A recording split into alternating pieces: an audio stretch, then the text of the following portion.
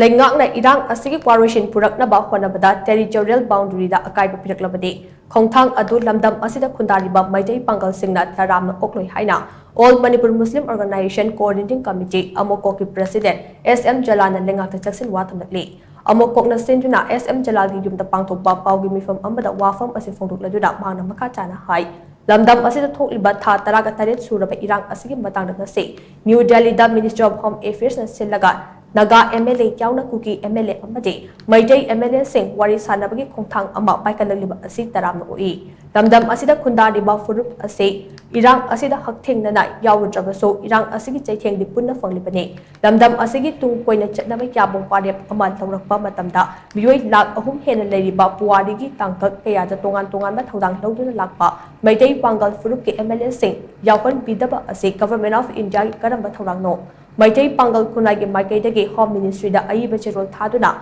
Makata Bukwa Khanaba Matamda Meitei Pangal Furup ki MLA Singsu Saruk Yahan Binaba Takshin Gani Haina Mangna Makata Ke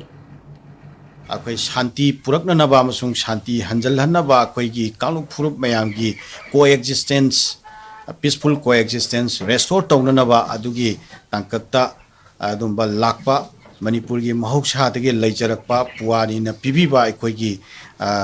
apunba saktam coexistence ki saktam amasung territorial boundary gi posak singche musige nomenclature sokhan bidana paikhalakpa khongthang sing oi taragadi madu akhoi mapung phana akhoi welcome tawgani tawmasung akhoi gi iramdam sigi mahoksa dagi leijarakpa punba saktam sokpagi matang lakpa taraba akhoi gi punna hingminabagi kanglonda kairakadaba adumba khunai gi akhoi mahoksa dai leijarakpa structure da kairakadaba adumba tangkak lakpa taragadi akhoi Manipur pangan khunaina karigomba hiram ama fawbada adumba firef